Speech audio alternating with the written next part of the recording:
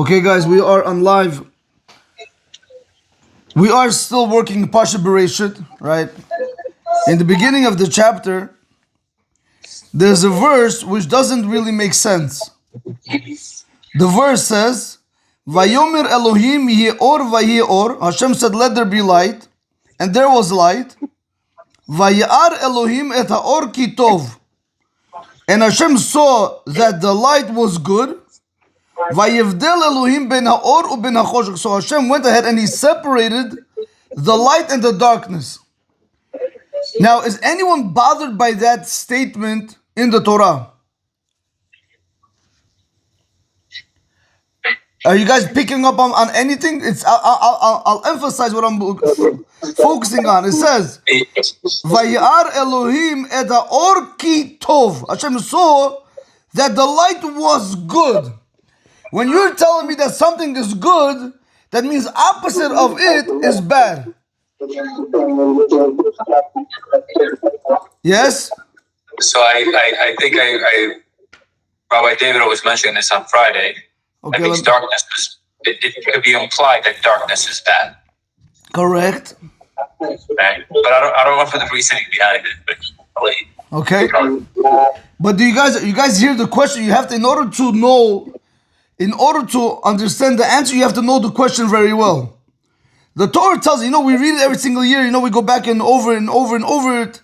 But do we understand what we're saying? Vayar Elohim et haor ki tov, and Hashem saw that the light was good, implying that darkness is bad. But that's a problem. Why is darkness bad? A lot of times you need darkness in your life. You need darkness because in order to go to sleep. If you're fighting a war, you need darkness so people shouldn't see you. I mean, thieves need that it should be dark outside in order for them to steal. So you guys saw what happened? Somebody showed me the video. You saw this, somebody showed me the video on Midland by Ginden's house. How that BMW, I tell you, he knows how to drive. Whatever it was, they showed me the video how he was able to speed off. I don't know why he could have just, take out the gun and put him away, but it was impressive. And then the karma was, somebody showed me, their car flipped in Brooklyn on the Belt Parkway. Crazy. It's unbelievable. Anyway, what does that mean when you say that? Oh, you're gonna say, okay, you tell your son you're good, implying that your daughter is bad. What does that mean? What I'm about to share with you today, Rabotai, is a very big eye-opening. Rashi says over here, you can't learn it at the literal meaning. A lot of people, they like to learn Torah at the literal meaning. You can never learn Torah without its commentaries. Rashi is a commentary. It's impossible to learn Torah on the surface. You need to know what the commentaries say on it. So Rashi says over here, do you know what we're dealing over here with? We're not dealing with the regular light, Jagarik.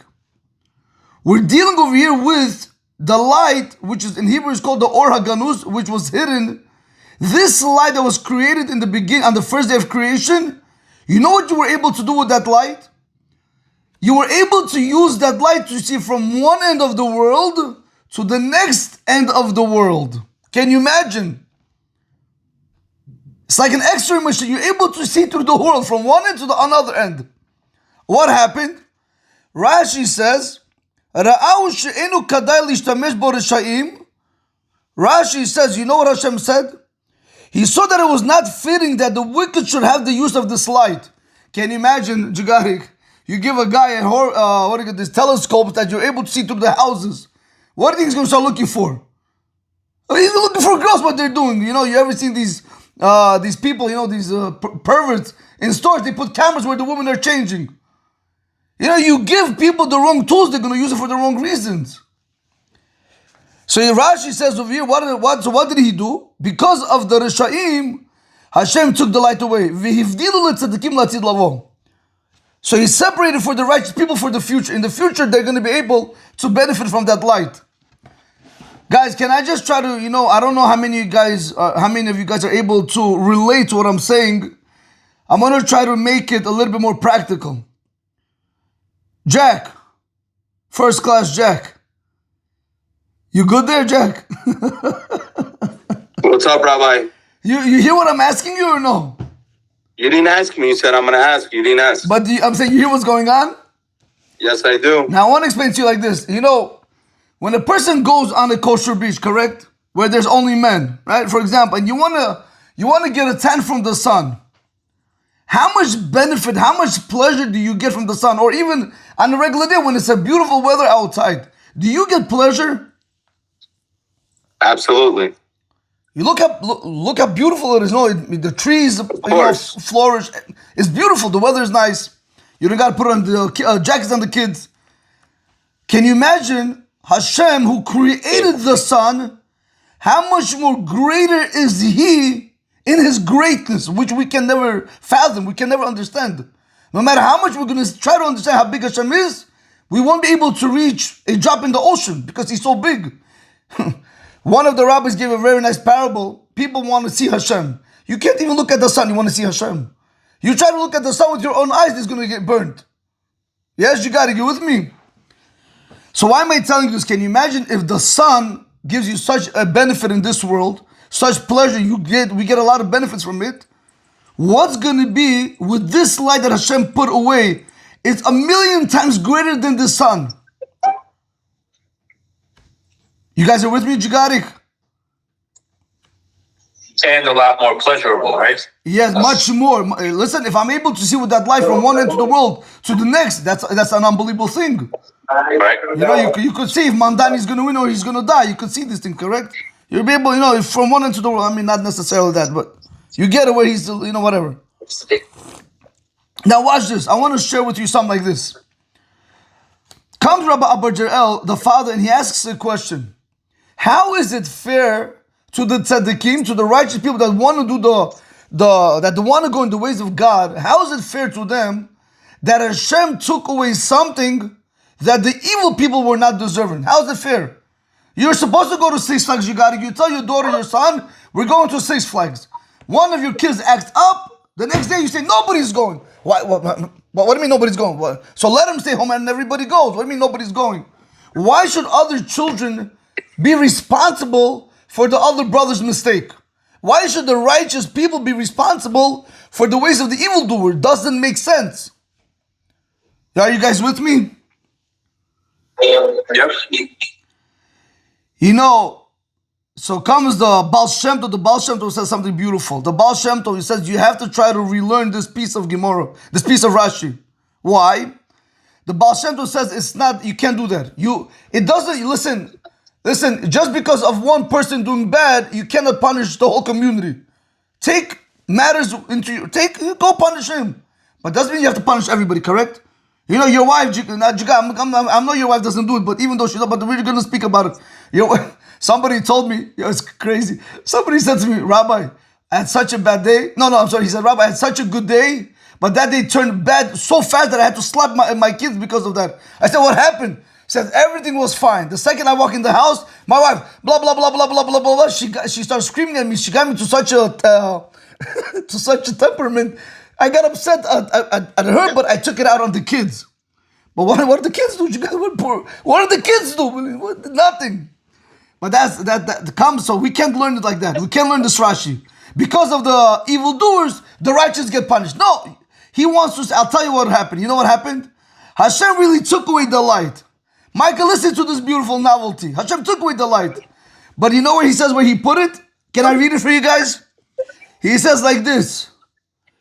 God forbid to say that Hashem took away the light because of the Rishaim. Yeah, he took it away, but he still left it for us.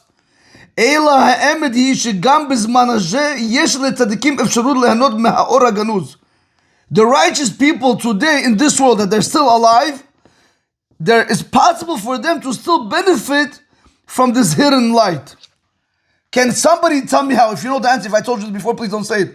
But can somebody tell me how? How can I tap into Jigaric safe? But how can you tap into the hidden light? Michael, I got a couple of guys here whose safe you really want to tap into. No, I don't want to tap into. No, God forbid. Bank account. Jigari, I want to tell you something. Jigari, I want to tell you something. Never touch people's money. It's like you're touching their soul. That's what it says, Dam is money. When person toils and works, that's money. Little do they know they're going to leave everything behind instead of just giving it out. And it doesn't matter. That's not the time. I'm asking you a question. How does one tap into that hidden light? What I'm about to share with you today, I don't know how many of you guys heard it. I feel it, but to read it inside blew my mind off. Anybody know? Elon, you know Joey Diamonds. Well, I told you. Did I tell you? I did tell you. It is. I did tell you. Finding out novelties. No. Okay, that's also good. I'm gonna listen to this. Listen what he says. The Baal Shem says like this. כיוון שהמקום גניזתו הוא בתוך אותיותיך של התורה הקדושה, והידי שהתתקים עוסקים בתורה כראוי, אותו האור שגנוז בה נגלה לעיניהם ומאיר לפניהם מתוך אותיות התורה. You know where he says this light is hidden? You got it? Translation. In the words of the Torah. When you go, you take the Torah and you start learning the Torah. Did it happen to you? You got it one time? When you learn Torah, and like, wow, that's the light, that excitement, that enthusiasm, that feeling that you're feeling, that is the light of the Torah. That's inside the words of the Torah. That well springs, Jigga. What? The well springs. That well springs. If you get all of the secrets. So if you're able to learn the Torah the correct way, you actually feel that. And nowhere else will you feel that. You can't compare it. Look, I'll put it to you like this. You'll sleep with your wife, 2 minutes, you're good. After that, you're done. Fine. You eat a good food, you're good. After that, your stomach hurts. Fine. You go to work, you're happy, you're making money. After that, you come home, whatever. Whatever you do in your life, the excitement, it fades away. You buy a brand new car, a week, a month from now, you want another new car. You build a house, you see somebody build it bigger than you, it kills you. There's nothing that gives you real satisfaction like Torah. Comes the Baal Shem Tov, and the Baal Shem Tov says, this light that was created on the first day, if we want to be able to tap into it, you got it. You know how you have to do it? Through learning Torah. When you learn the Torah, those words itself is going to lighten up your neshama. It's going to feel it. And that's why when you learn Torah, you never have any regrets. Did anybody ever, any one of you can tell me honestly, when you learn these 15, 20 minutes, whatever it is, does anybody feel regretful afterwards that they spent 15 minutes learning Torah? You'll never ever have it. Never, no such a thing. Because Torah gives a person simcha. Torah, it lightens up your soul. That's the food for the soul. You regret it when you miss out those 15 minutes. That's something else because you didn't listen. I agree with you. I agree with you 100%. You gotta hit him with the hook. You know, I'll tell you, Rabbi, I regretted it once. Baal Shem Tov is Rabbi Nachman's grandfather, right, Rabbi? That you have to ask Elon. I don't know. This is too deep for me now. I don't know the lineage. I don't know my own grandparents. You think I'm gonna know? No, I don't know. What'd you say, Jigarik? I only regretted it once. Yeah, and that was when I learned the laws of Eskimo and being in the business of lending money and learning the proper way. You diminish his bottom line after that call, Rabbi. He discovered the type of hell that they got for those people. Oh man, I was like, the coals have been burning this entire time. They never turned off, son. Right. Okay, I hear. Yeah, I mean, but look, you fixed it, Baruch Hashem. You know, it's important to correct. You know, that's the whole thing. We have to correct. But anyway, guys, if anybody has any questions, I'll take. If not, we just wanted to see that novelty. When a person learns Torah, you have the hidden light there. You could tap into any time, anywhere, any place. This is the beauty of learning Torah. Learning Torah, you will never have regrets. You got no such a thing. It's like, you know, I'll give you an example. I want to conclude the story. Rabbi Kiva, when Papas, it was a very, very rich guy, he told Rabbi Kiva, please don't learn Torah. You learn Torah, the Romans or the Greeks, they're going to kill you. I forgot, who was it, the Romans or the Greeks? I forgot. It doesn't matter. The evil nations, they're going to kill you. Rabbi Kiva said, it was the Romans? Yeah. Okay. Rabbi Kiva said, can you go to a fish and offer him all the good things in the world and take him out of the water and let him live with you on dry land? Will he take that option? The fish is going to tell you, are you out of your mind? How am I going to live? Give me everything. But if I don't have water, how am I going to survive? Rabbi Kiva said to Papas, doesn't mean nothing. If they're going to kill, they're going to kill. Without Torah, I cannot live. Without Torah, that is the life source of a Jew. That's it. Like water is for fish, Torah is for a Jew. And I'll tell you, Jigari, you know, if you look at I'm going to ask you guys, answer honestly. How many actors and athletes and successful people that you know that are on drugs and alcohol and cheat their wives and divorced? But 1 second, they have money, they have nice houses, cars, vacations, food, whatever they want, they have. Even they have girls on top of girls. 1 second, so why are they not happy? You got it? Why are they not happy? They I'm don't sorry, one more time. Who's not happy? They don't learn. Because they don't spend time learning Torah. they don't have Torah. You don't have Torah. Everything else is only a substitute. It only substitutes at that moment to make you feel good. After that, once you finish, it leaves. But the Torah is never like that. When you learn Torah, you feel safe. You feel very good. The greatest thing, Rabotai, in the world is to learn Torah. Nothing comes close to learning Torah. Nothing, Rabotai. The Shulchan Aruch, I think in Siman Kuf Nun Hey, in Siman 155 in Or Chaim, it says that even if you were to profit, not to lose money, to profit $1 million, and you had a class at 8:30 in the morning till 9:30 in the morning, and you have an option right now not to lose money, but to lose a profit, you have to lose out on the profit. You cannot go after that $1 million because then you show that the Torah has a price. Torah has no price. Rabbi, I'm sorry, just need some clarification. Although with that $1 million, you can do a lot more good for the Torah. No, because that's your fixed time. That's when you have to learn. You're showing Hashem that $1 million is more important than your hour right now. If the money's supposed to 5:20, we learn, baby. if the money's supposed to come to you, it's going to come to you no matter what. Chazal go far to say that, let's say a person, you know how big a hair strength is? A hair, take one hair. Nobody can do anything, not even the size of a hair strand, can they take a nickel, dime, or penny from you. Nothing can happen without Hashem permission. Nothing. By the end of Rosh Hashanah, you're going to make X, Y, and Z. You could hit your head against the wall, you could jump from the roof, you could get upset with it, doesn't matter. If you're supposed to make X, Y, and Z, that's how much you're going to make in the end. You're supposed saying regardless, you're going to Put in make the that work. money. No, you still have to make the commitment, put in the work. 100%, you have to do your hishtadlut. You have to do your effort. But Mike, I want to tell you something. When you work, you shouldn't believe that it's you, your own hands are doing it. You have to still believe that it's Hashem. That's why people that work, they have to have greater faith in Hashem because they feel, look, I'm working and they're learning, they're not doing nothing, I'm supporting. No, it doesn't work like that. When a person works, even though you bring the money home, you have to believe that it's God is the one that's giving you the money. That's the greatest of that mindset. Not I did it. Hashem, you gave it to me. But you do have to work. Because that's the curse that Adam Harish, the first man Like got. a partnership. Say it again? I thought it was like a partnership. Your effort plus Hashem's mazal. Well, I don't know if it's a part. I mean, I like what you're saying. Partnership is fine, but I'll take it more like Hashem's the CEO and we're the workers. I would want Hashem to run my business than to be a partner with him and tell him what to do. Rabbi, let's change the class to 9 a.m. Jack, you got it. He thinks I have nothing to do at 9 o'clock in the morning. 9 a.m. We're going to start the day with Come the to Torah House class. of Torah. Come to House of Torah 9 a.m. No, it's late. They go there 6:30, these guys are posting. And they there till 9:30. Imagine that. And we complaining Wow. about No, 5. Jeff, you gotta correct. Jeff, you gotta 5:20. correct. Jeff, you're gonna bring the Torah down. You gotta correct them.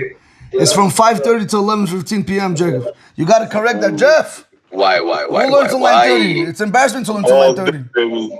All day, Hey, every day. baby. Can't stop, won't You stop. got it. Get the Torah mouth cheese. You got it. I got to tell you guys, the rabbi, he counts his minutes in Torah. Rabbi, is it okay if I share How that? about that stopwatch? How about the He has a stopwatch? stopwatch Yeah, I have that a counts stopwatch, the yeah. amount of minutes. You see, boom, he's counting right now the amount of minutes he He dedicates. clocking in, baby. He on that clock.